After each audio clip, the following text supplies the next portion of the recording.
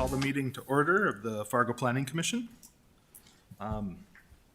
We have the agenda before us, so I'm looking for a motion to approve the order of agenda. So moved. We have a motion, is there a second? Second. Motion and second, any discussion?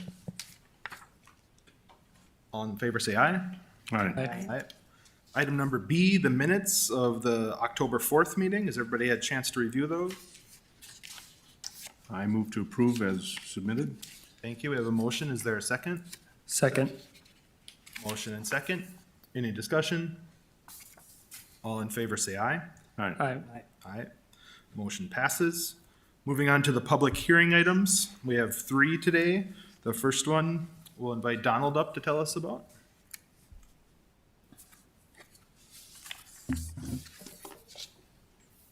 Good afternoon, Commissioners. Donald Kress from the Department of Planning and Development. Our first hearing item this afternoon is Valley View 10th Edition, a minor subdivision. So to locate this here, this property is located at 3680 Veterans Boulevard. So there's Veterans Boulevard. Across the street in West Fargo is Cheyenne High School. This is an undeveloped property here, as you see. But there's a lot going on Veterans Boulevard. And as you see, just as a reference to the property to the north, even though this aerial photo is, I don't believe, even 18 months old, you see one building there. There actually is quite a bit of building there. This is the building that's in that photo. Since that, the coffee place has been built, and there's yet another commercial building under construction here. These are not on the subject property, but just to give you an idea of how fast stuff's happening on Veterans Boulevard. This is the subject property here. Here we're at the shared entrance with this and the property to the north looking southward.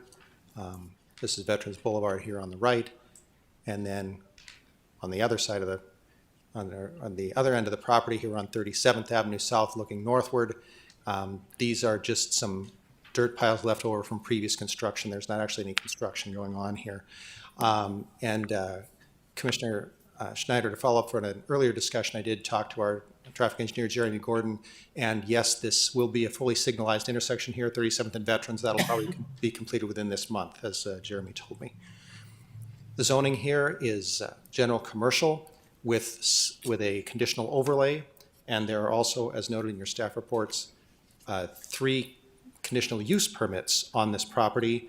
These were established under prior versions of this plat. This property has been replatted several times in the last few years, but this conditional overlay and the 3 conditional use permits, which allow an alternative parking strategies as well as residential use within a general commercial zone, will carry through to this subdivision. Staff evaluated the history of these permits and determined that the applicant did not need to reapply for them all again. So their designs of their property will have to meet the requirements of the conditional overlay, which talks about site design and building materials. And then the 3 conditional use permits allow some variations in the uses available on that property. And so the intent of the applicant is to build a mixed-use building here, or a couple of mixed-use buildings. Just take a look at the plat here, just dividing one big lot into 2. The access to the property on the north side will be through this shared access. We had the photograph of that just a moment ago off Veterans Boulevard. Access to the south lot will be off here on 37th Avenue South. There will be no direct access from Veterans Boulevard here, though. This easement here is a utility easement to allow a sewer connection to go forward or to connect down to 37th Avenue. We have received no public comment or inquiry on this property. The applicant's representative, Brian Reinhardt of Epic, who is the developer for this, is with us this afternoon and may wish to address the commission. Staff's recommended motion is stated in the staff report and shown on your screen. That concludes staff's recommendation. Thank you, Commissioners. Thank you, Donald. Any questions from the commission? Seeing none, does the applicant wish to add anything?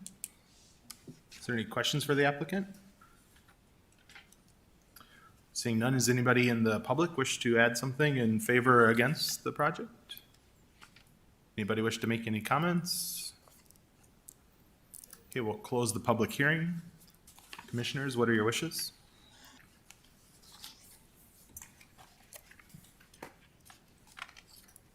I'll make a motion to approve. Thank you. We have a motion to approve. Is there a second? Second. Motion and second, any discussion? Seeing none, we'll take the roll. Holtz, Aye. Schmidt, Aye. Stoffren, Aye. Rosenberg, Aye. Shui, Aye. Gunkelman, Aye. Schneider. Aye. Thank you, Commissioners. Thank you. Motion passes. Moving on to public hearing item number 2.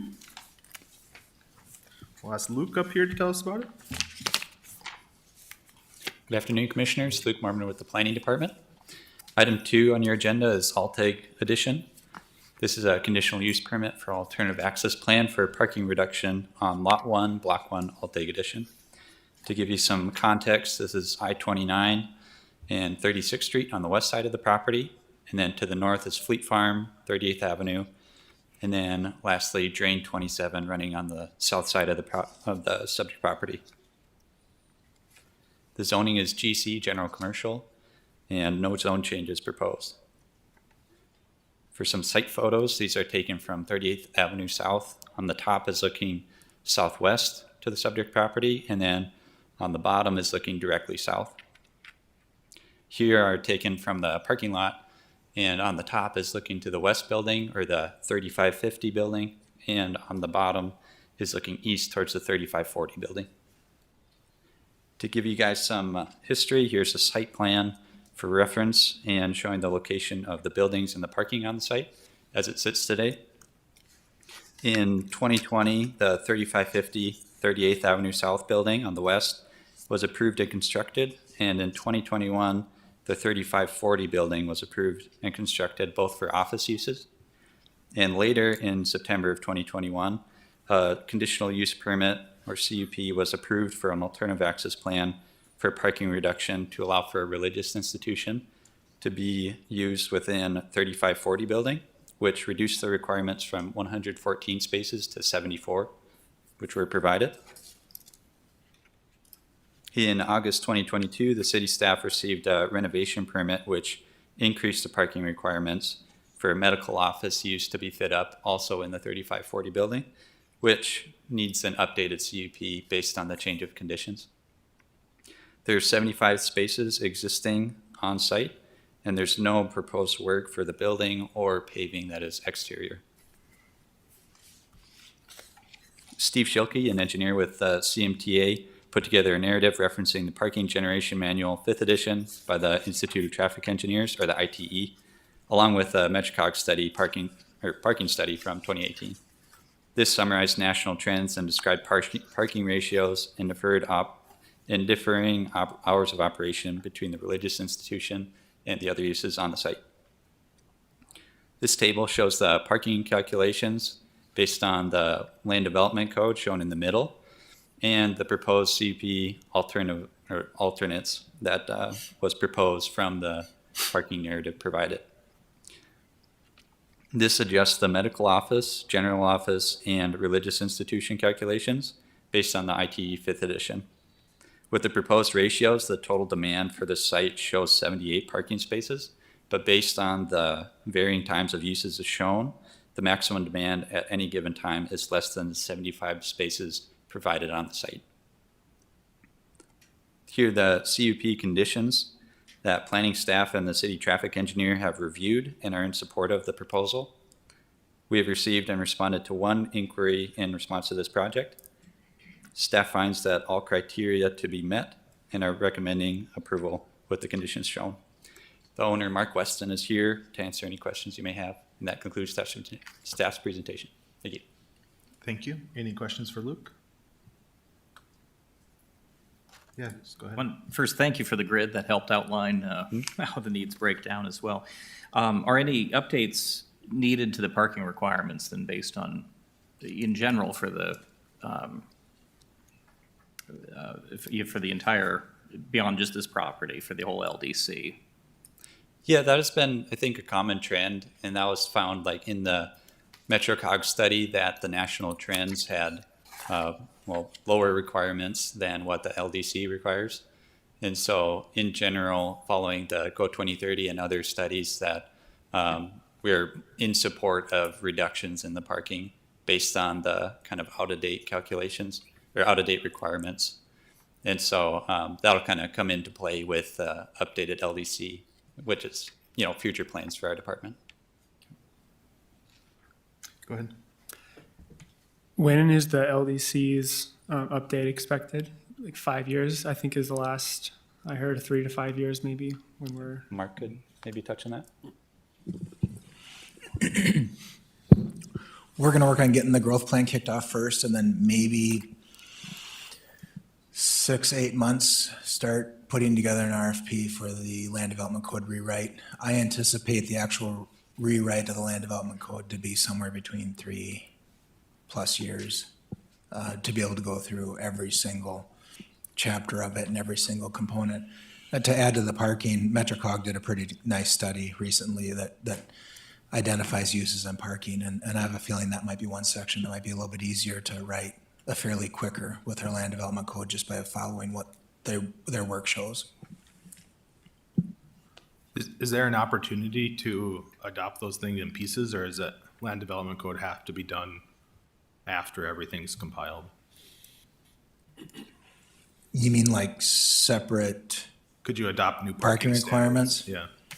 We've been holding off on that just because it's going to start creating a lot of confusion. It would be nice to have a clean, unmessed with documents for the consultant to be able to go chapter by chapter to cleanly recommend what changes should be made per each chapter, if that makes any sense. And then we don't get into we just modified that a month ago. We should probably keep that versus holistically looking at it at the time and figuring out, is this what we want or is this not what we want? Well, that makes sense. I was thinking as the consultant does their work over a several year period, is that a phased in approach, or you have to wait till they're completed with their effort? That's a good question. I think that might be part of the RFP, and then see what consultant comes to the table with what kind of experience they've had with other large communities and implementing their codes. Good. Yeah, I'd just like to add, because that does feel like it's something that comes up maybe not every meeting, but maybe every other meeting where we have a parking reduction, which we're all generally in favor of. And I guess what I'm concerned with is I don't want us to have another, like a big box store. Like if you look at the satellite imagery of the Fleet Farm parking lot, it's maybe 10% full of vehicles, and that's probably what their required amount of parking stalls required are.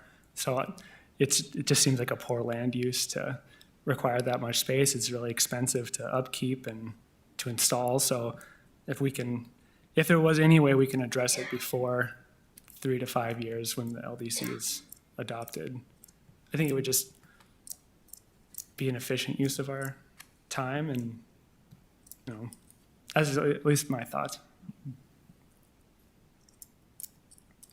Yes, go ahead, Art. Thanks, Mr. Chair.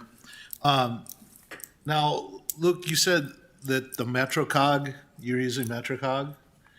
Can we get a copy of that report? And is there any way that going forward, we can see the scenario of both our LDC and what MetroCog's recommending, like you did here, in the future applications? So that we can, if we can't change the rules, if we think we got a good example, it'd be easier for us to approve things and work through things if we were using MetroCog's rules, if it's not too difficult to do the same thing going forward with others. Mark, is that possible? Yeah, I think we can forward you the link to that study. I guess not 100% sure how to blend that in with the approval process. Well, I'm talking about this. If we could get this done going forward with other parking analysis. So the next application that comes in and has a parking issue, can we have that breakdown like this, showing what MetroCog did versus what our LDC document is? Because a lot of times the applicant is going to want the LDC version, or not the LDC version, the MetroCog version. I could touch on that. With the MetroCog study, they referenced that was done in 2018 with reference the 4th edition of the ITE. And that's kind of how they came up with some of their ratios and everything showing the national trends. And then with this application, the engineer working on the parking narrative referenced the 5th edition ITE. So they were essentially saying the same thing with proposed alternative ratios, if that makes sense. Mm-hmm. I think the challenge for us is, we're trying to be consistent too. And so if from applicant to applicant, we take, obviously understand that staff work's gone into it, but it'd be nice to know if we're approving the same sort of formula from applicant to applicant too. So I think that's helpful. And I know we've asked in the past too on, I think on traffic studies to see this study. So maybe it's the same request for parking studies is to include the study for parking as well. That works. Any other questions?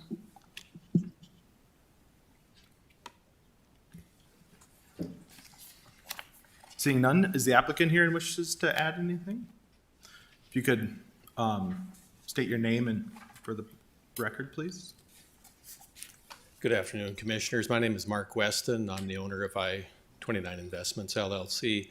And I guess to me, the process, and I'm glad you're speaking to it, it's been a little bit frustrating. We almost lost this tenant and we maybe got ahead of ourselves in it, but it's been 2 months to get here. And you saw pictures earlier from the parking lot. We're lucky if we have 15 cars in our parking lot, and there's some good pictures right there. That's what our parking lot looks like.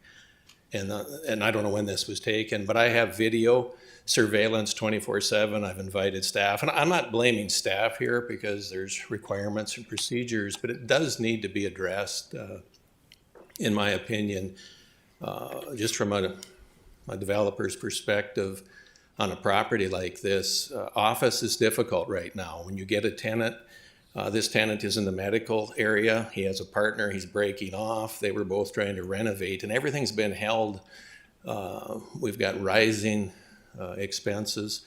Your MetroCog study showed and even articulated quite well. Now I have to hire a Steve Schilke and pay him $8,000-10,000 extra dollars just to show you that we have parking. With this tenant, we'll be 90% full. And if he uses up the 21, which they're allocating using their LDC formula, we'd be lucky to have, even when Erickson tax peaks in March and April, we don't add 7 to 8 cars because they don't have enough employees to meet with these people. My point is, and I don't care if it's Epic or Enclave or who comes next, it would be nice if they would feel, and I'm referring to the city staff, empowered to be able to make some of these decisions where you can just use anecdotal evidence. You can come in, do an analysis, talk to the tenants, talk to the landlord. I just think it would be beneficial. It would help us to develop and promote Fargo, in my opinion. I know you have to have rules, and again, I'm not in the business, so I don't want to pretend to be, but I know it was frustrating for our tenant. It was frustrating for tenants in other buildings because they were waiting for him to move out. Contractors, you name it. We're just fortunate that he didn't find another location, I guess more so for me than for anybody else. But again, I think if the city would feel more empowered to be able to make, I don't think this was a complex situation, and I think it was fairly obvious that we have more parking than we need. So if you can work towards that, I would appreciate it. And I'll answer any questions if you should have any. Thank you. We appreciate your process. We know it's an issue and it's identified. It's just a matter of getting to it, but we understand it needs to be a priority. I guess one second, is there any questions for the applicant? Seeing that, no, thank you for being here. Thank you. Is there anybody else in the public that wishes to add something on this item? Seeing nobody else in the public interested, I'll close the public hearing. Commissioners, what are your wishes? I guess I have one question, and I think it's a question for staff. When reviewing a project like this, is there any way we can, in a table like what was shown earlier, break down on-street parking that's maybe directly adjacent to the frontage of the building? I just looked at some of the pictures that were on the slides, and it's a fairly wide street over there, and I went on Google Street View to see if there's no parking signs, and there aren't any. So I can imagine just the building frontage that you can probably park at least 10 additional vehicles on the street, and that would certainly help in like this applicant's situation. If that was somehow counted towards their parking that they could use. And I guess I don't know what staff's opinion of that approach is. Obviously, on-street parking's not consistent. Maybe it's always full, or maybe there's snow there, but it's still available public right-of-way there on the street. And I mean, it's a really wide street. It can certainly accommodate it. So maybe the staff has a perspective on that. I can answer that a little bit. That hasn't been a practice that the city has practiced since, I think, any of the land development codes were created. So that would have to be something that would be identified. I know with all the different, completely different plethora of projects out there, it would be very challenging to work with each individual property separately and working on what the on-street parking is. In addition, sometimes some of these roads get reconstructed to better fit how they actually developed, which may compromise some of that parking in that way too. But it's something that we can look at as we look at the land development code, if that's a practice other communities do and how they implement it. I just kind of want to remind everybody here that both these buildings were permitted as office, and the parking lot is parked per our requirement for office. What has happened here is it seems like there's every other use but office that has actually occurred now in this building, and that's why we're doing the parking reduction right now, is to try and making sure that there is adequate parking for the uses that are there. And I think the biggest thing is that religious institution meets at completely different hours than the retail sales and service, the medical office, which makes that more of a compatible type opportunity. If this was two different pieces of property, I think you would probably see like a conditional use permit for a shared parking agreement showing that, okay, this piece of property is vacant when these pieces of property are full, and then we would record something on that. But since it's one owner, that we're looking at the reduction side because of the fact that they're utilizing the same parking at different times of the week. Thank you. Commissioners? I'll make the motion to, as submitted by staff. Second. Motion and second, any discussion? Seeing none, can you take the roll, please? Gunkelman, Aye. Holtz, Aye. Shuey, Aye. Stoffren, Aye. Schmidt, Aye. Rosenberg, Aye. Schneider. Aye, the motion passes. Moving on to item number 3, we'll ask Brad up to the podium. Good afternoon, Commissioners. For the last item for public hearing is a Calico Prairie Third Edition. This is a minor subdivision located off of 45th Street here, just east of 45th Street. The Yola project is just to the north, and then Calico is just on the south side of this. And with this, the applicant is seeking to split the one lot, or this primary lot here, into two. And in doing that, we're also going to take this this lot 2, current lot 2 of the second edition, and combine it with the southern lot, which is also lot 2. And these are zoned limited commercial. There is no change to the zoning. So it's just a simple minor subdivision. And then here's the preliminary plat showing the two lots. And again, that stormwater retention being combined in that lot 2. Access to these properties is via private drive, kind of in the middle. And then, of course, there's a Starbucks here on the west side. The applicant, Nate Volmuth, is with us today, if there's any questions for him. And then here's a couple pictures. This bottom one here is looking south. Both these lots are undeveloped. And then the top one here is looking north, and then you see the stormwater retention pond in the foreground. And pending any questions, that concludes staff's presentation. Thank you, Brad. Any questions from the commission? Yeah, go ahead. Are there any requirements around the storm water retention areas? That it's a private, or it's for the private development within those properties. So that's managed within the property owners. Any other questions? The applicant here and wishes to add anything? No comment unless you have questions. Any questions for Mr. Volmuth?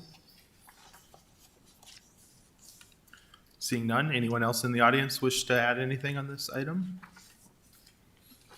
Seeing nobody else, I'll close the public hearing. Commissioners, what are your wishes? I move to approve with the motion of the staff report, please. We have a motion, is there a second? Second. Motion and second, any discussion? Seeing none, please take the roll. Schmidt, Aye. Stoffren, Aye. Rosenberg, Aye. Holtz, Aye. Gunkelman, Aye. Shuey, Aye. Schneider. Aye, and the motion passes. That's the end of our public hearing items. We do have one other item. Dan Farnsworth is here from MetroCog to talk about the bicycle and pedestrian plan. I only gave Dan 2.5 hours to talk about bicycles today, so.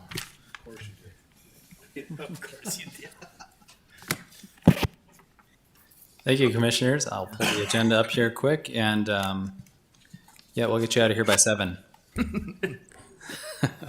No, it'll be about 10, 15 minutes or so. All right, I guess I'll go ahead and just get started then. Thank you all, commissioners of the Planning Commission and staff for letting me present this as the first presentation of this plan that is just got wrapped up. So we're happy to present this to you. So this is the Fargo Moorhead Metro Bicycle and Pedestrian Plan. We update this plan every 5 years, and you can see down below the last plan. Actually, that was 2016, so that was 6 years ago. But Fargo Moorhead area has a really rich history of bicycle and pedestrian planning, going back as far back as 1975, and so this plan here is for the whole metro area, and so that includes even as far out as Castleton, Barnesville, Hawley, but a lot of the focus is there in the urban core, being the, well, I shouldn't say the urbanized cities, being Horace and West Fargo, Fargo Moorhead, Dilworth, and Fargo. And so anyway, the plan itself looks at the existing conditions that are out there currently today, and provides recommendations for improvements to the bicycle and pedestrian network, and also looks at policies and programs which can help improve the bicycle pedestrian environment for our citizens and visitors. So you do have in your packet, I should note, the plan itself, and that's a scanned version just due to the size. If you do wish to see the full version with better quality maps, I encourage you to take a look at that link in the memo that was in your packet as well, and then you can see the quality version with better maps. So why do we have a bicycle and pedestrian plan? And you know, a lot of what you see out there is vehicular movements, but it provides a framework for jurisdictions to plan and improve bicycle and pedestrian infrastructure. So, and we like to see some collaboration between jurisdictions too. If there is a bicycle facility like you see in the picture there that crosses jurisdictions, and so this plan helps coordinate those. This plan also identifies needs that we receive from the public to improve bicycle and pedestrian mobility. So public involvement is a key part of our bicycle and pedestrian plans that we've done. And we'll touch on that a little bit too in this presentation. This plan and other plans that we do also help jurisdictions in receiving grant funding. So I've been on a few committees with different grant fundings, bicycle pedestrian type grants. And one of the things you always see on those is some kind of a scoring criteria or a question of, is this project in a plan? And if it's not in a plan, it might have a tough time getting awarded. So it's really nice to see these plans completed, up to date, so that you all can get funding for projects. Also, safety is a key item in these plans as well. So we take a look at crash history and see how we can make things safer for those biking, walking, and other non-motorized modes. Why do we care about bicycle and pedestrian travel? We drive just about everywhere, it seems like, and so why do we care about it? Well, I'll say for one, cost. We have this in the plan too. We want to kind of drive home the fact that the current cost of just even owning a vehicle is very expensive compared to other modes. You can see here, this is some data here from move.org from last year. So this is before the gas prices jumped up. To own a average vehicle in North Dakota, it's about $6,000, a little bit more in Minnesota. Transit, it's about $500 a year. Say if you were to own and operate a bike, it'd be $350 a year. And then if you're walking, then it's really not much. And then on the right, you see a chart there that 6.1% of occupied housing units in Cass County don't own a vehicle. So it is important to consider those people who do not own a vehicle, whether it be college students that are paying for student loans and maybe they could use that extra $6,000 a year, or new Americans who just really don't have much as they arrive here and things like that. So we want to be equitable and supplying all modes of transportation to people. So as far as the public engagement goes, we had 2 public engagement opportunities. They were virtual. So the phase 1 was in July of 2021 through November 21. We had quite a bit of respondents, which is great to see, 347 online survey respondents.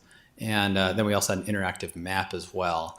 And we received 256 map interactions. And so this was the first phase of the public engagement, which really got ideas from the public and where do you want to see improvements and what can we do better and what do you like so far. And then phase 2 was taking those comments and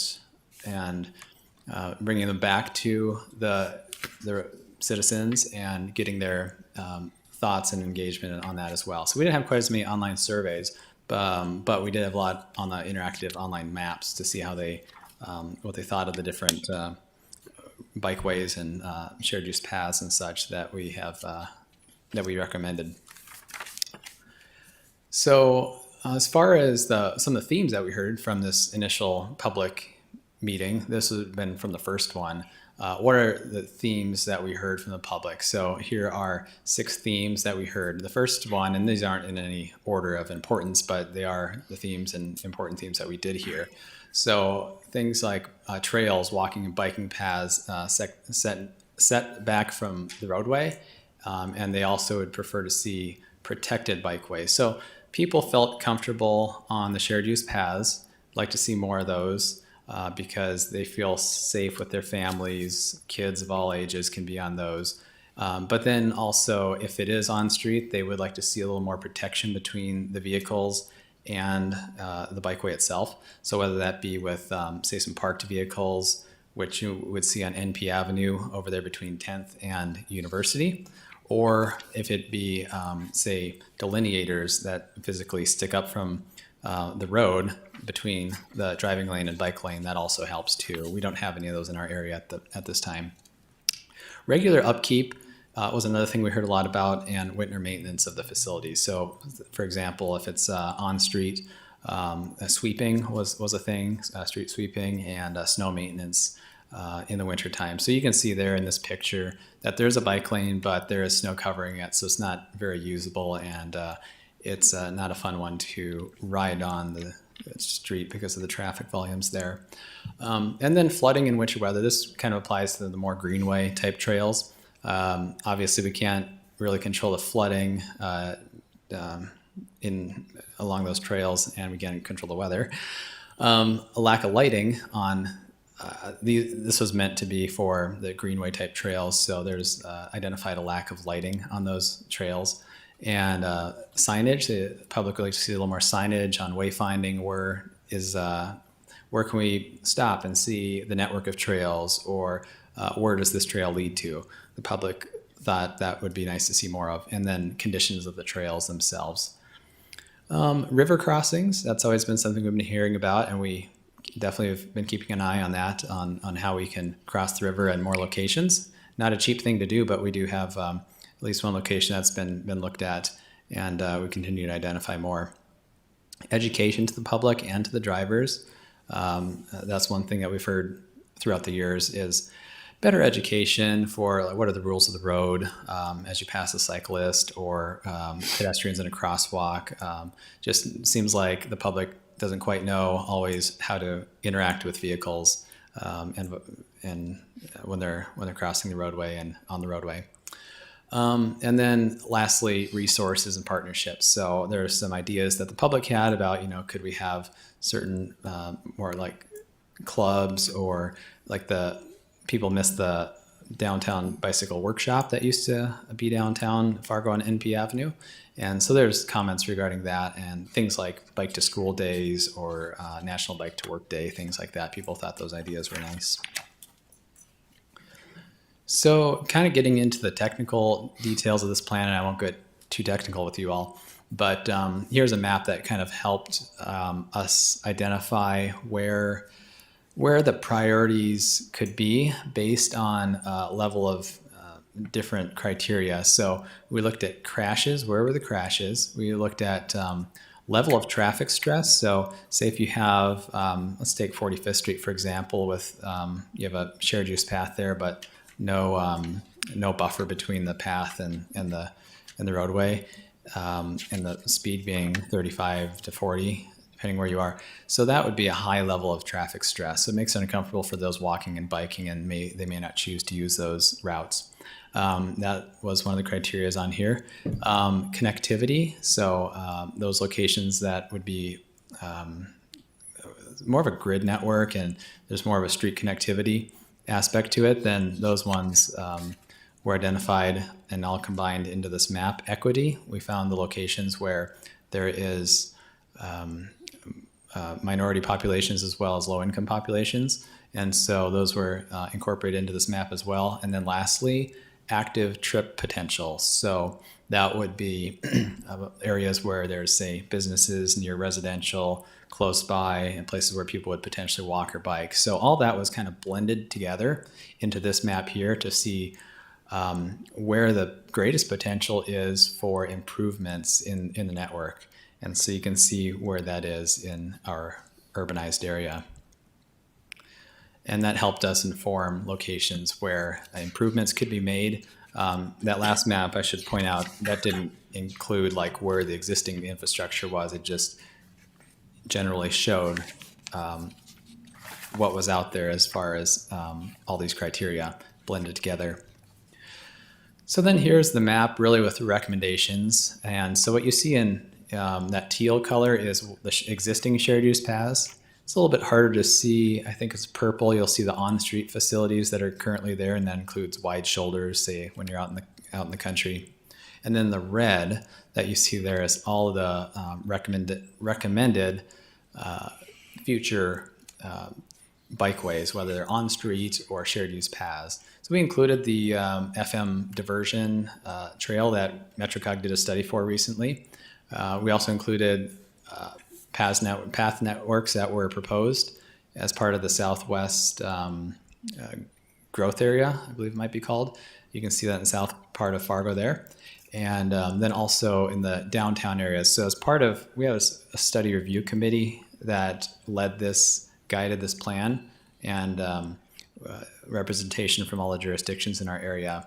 And so one of the things that we did decide was in the core of our area, so downtown Moorhead, downtown Fargo, and also the campuses, to strive to have a bike facility every quarter mile, and other locations strive to have a bicycle facility every half mile apart. So that map is a pretty loaded map, but that provides the recommendations. Now, it is a high elevation plan, I will note, and so we don't go into all the details of all these locations, but what we have in here is this. It's in the appendix, Appendix G. It's a really good reference, and I really encourage the city to take a look at that to help inform what type of facilities are best at certain locations. So in this appendix, there's just a ton of recommendations on how you would design a facility, whether it be a sidewalk, a street, bikeway, depending on the context of the roadway. So depending on the speed of the roadway, the traffic volume on the roadway, the context of the neighborhood and things like that. So I believe this is a really helpful tool for the city to use going forward. And then lastly, we put in a statement here, just how much land use does affect active transportation, walking, biking. So not even so much recreation, but even for getting from point A to point B. I won't read the statement, but just to summarize it, just what is designed out there from an urban design perspective will really have impact on how walkable or bikeable that is, even more so than if you put shared use paths or bike lanes out there. If you have a development that's way out, on the edge of town and there's nothing else out there, you can't expect anybody to walk to work, and then unlikely for them to bike to work or school if there's nothing nearby. So just want to point out there's a link between land use and when it comes to transportation facilities, bike and ped facilities. So we want to just point that out. So with that, there's a lot in the plan, a lot to cover, but we just wanted to do kind of a high elevation of this plan, and I'd be happy to answer any questions. Any questions for Dan?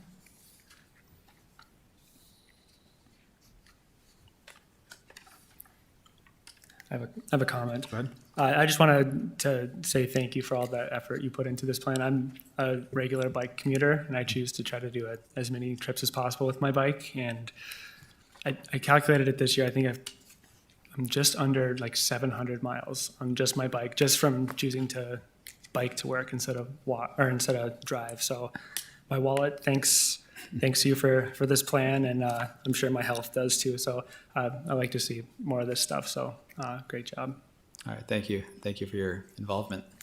Go ahead, John.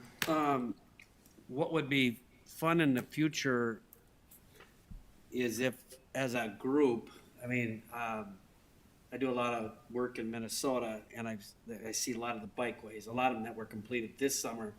Minnesota has this knack of going from point A to point B, and then maybe not connecting it again, like the bridge to nowhere out of Detroit Lakes, by Frazee, that will eventually get connected to something. But it would be fun to see a composite map at some point of, the bicycle groups.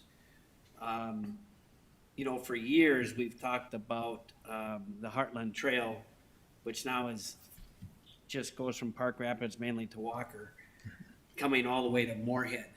Mm-hmm. And it would be fun to see, there are lots of miles. This summer or last summer, they did the one out of Pelican Rapids, going south out of Pelican Rapids. And I think that connects to the one that I was seeing on County 35 and County 36 down in Otter Tail County. But it would be fun to see a composite map, or at least the access to information on them, because there's lots of miles of good bike trails out there.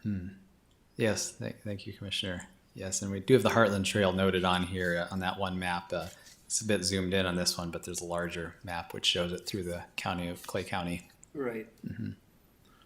And I'll just add, with e-bikes now too, hopefully we have a resident e-biker over here, Bike. but it does expand the demographics of who can use the trails too, and also the seasonal aspects of it. So I think that's great. And I'm a big believer when you look at the best places to live in the country, or where the hottest, business places are to live, and then you look at the top biking cities in the country, they usually match up pretty well. And I don't think that's just because they're doing well that they build bike paths. You look at any job brochure and they highlight the trails and they show people working out and being active. And so this whole idea that we have all these workforce needs, I think it's good to start talking about things like this as an economic development tool. It's not an extra amenity. It's just as important as the incentives that we provide in a lot of ways to get people here for workforce. So I really appreciate it. I did ask for one additional thing. Jeremy Gordon from the engineering department presented at the city commission last night, just a couple slides on some of the bike projects that are actually being implemented. And so I don't know if Brenda's prepared to cover that. Otherwise, Dan and Donald can touch on a couple things, but it's just like 5 slides of projects the city is working on that takes the plan and starts to implement. And then Rocky, if I could chair, maybe just to. Yeah, go ahead. Maybe when Brenda's completed here, it's kind of impromptu, but just maybe we can ask Megan to step up I'm completely surprising her right now, to step up to talk about how we use the bike ped plan in our day-to-day work. And I don't know if people would be interested in that kind of conversation quick to show you how this applies to like the plat applications and things that you see as part of the site plan and the site plan work. So maybe we can tag team that, Megan and I, if she's not comfortable. She does it every day for her work, so she should be able to talk. No, about I think why. that would be good. I mean, we're good for, till 4 of the next 15 minutes. Seems like a reasonable time frame to finish out the hour. Say, Dan, pardon me, Commissioner, did you need a recommendation from the commission before they go? I guess, yeah, let me take a look at the memo here. We're looking for a recommendation to the city commission. Sure. Well, I guess whatever you all Just want to make sure feels that's best. covered. Does anybody want to make a motion now to recommend the bicycle plan for approval to the city commission? Make that motion. Thanks, John. Is there a second? I'll second. Motion and second. Any discussion? I think we can do it all in favor. Aye. Say aye. Aye. Yep, sorry. Any opposed? Same sign? No. Motion passes. Thank you. Brenda, sorry to put you on the spot. Well, That's okay. I'll do the best I can. I was not here yesterday, but Oh. I'll bench it for Jeremy.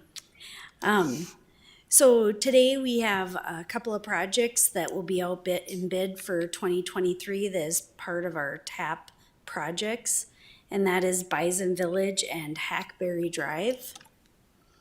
And so here you'll see Bison Village goes adjacent to the cul-de-sac just north of 32nd Avenue, connects through the 10th Street right-of-way all the way up to 37th Avenue North, with the idea then that we will extend that trail back to the east and connect it in along Broadway there. The other program project we have is Hackberry Drive. This is on the red section of what you're looking at here, and so that's towards that north end of the project. So the future projects that we are looking to apply for funding in 2024 and 2025. The first priority one project is the connecting of the trails, the Milwaukee Trail to Drain 27 and Drain 53. So you'll see here it goes between Oak Creek, just south of Oak Creek, and across the drain over to Timberline. The second priority is the Red River Shared Use Trail, and that's continuing that project to the south, down along River Drive, down to 40th Avenue. For 2025, it is the Red River Shared Use Path, and this is the path behind the VA and then working its way north. And then priority 4 here for 2025 is the Deer Creek Shared Use Path, and that's extending from 52nd Avenue South and then along that north side of Deer Creek. And this is the motion that was approved last night at City Commission. thank you, Brenda. Appreciate it. Problem. Megan, I guess if you can tell us how the staff uses these plans, just so we understand as we make motions to recommend, what's that mean for our department? Yeah, there are a number of ways that we use these plans, day to day or month to month, depending on kind of what our meeting schedules and coordination looks like. So I kind of wrote down a few notes while Brenda was speaking, but so with these plans, what Brenda was talking about is our annual funding applications from the state. And so our department works pretty closely with the engineering department, and we kind of have a running list of what gaps we have and what might make sense for projects. So, and then depending on what gets funded, we kind of reprioritize that for the next year and figure out what funding we would ask for. I also attend design meetings in the engineering department, and so those primarily happen over the winter. And so depending on what project it is, we reference whatever plans, the bike ped plan, or there's, our downtown in focus plan to see, 4th Street as an example, which I think was what Dan had showed the picture of with the snow on it, was a street identified to have on-street facilities. And so it's really been great to have, to be in those meetings. And so bringing that kind of reference, so the engineering department is doing a great job looking at those plans too. So it's kind of a double check. We do meet monthly. We have a trails meeting where we meet with our engineering department, our GIS department. Dan attends those meetings and the park district is there as well. So we kind of have this collected effort for trails within the city. When it comes to the entitlements or things that you see, we are looking at those plans, seeing where a trail might make sense, including trail easements. When it makes sense, so the Eola development on that plat, there's a trail on the south side of that for one day, may have a trail there. So the option is there. And so then with that, depending on what type of plat it is, if it's a major plat, usually that will have an amenities plan that goes through. And often when there's something different than a 4.5-foot sidewalk, well, actually, I should say 4.5 foot, anywhere there's sidewalks, those are outlined in the amenities plans, but if there's a special call out, if there's something different like a trail. And so that's something that we keep track of and that our plan reviewers also review. And so if it's a private development who might need a trail, when their building permit comes in, we review those amenities plans. So there's a couple of different ways the trails happens, whether it's a special project for funding, whether it's part of a larger infrastructure project, like on an arterial. We generally always put at least an 8-foot trail along an arterial roadway, which happens as part of that infrastructure project, or as part of private development. Yeah, I think that kind of covered my list. So if anybody has any questions on those processes or how we do that, I'd be happy to answer. Great, thank you, Megan. Any questions? All right, appreciate it, thank you. Thank you. Anything else from the commission? They want to make a motion to adjourn? So move, is there a second? Second. Motion and second, all in favor say aye. Aye, thank you, motion passes.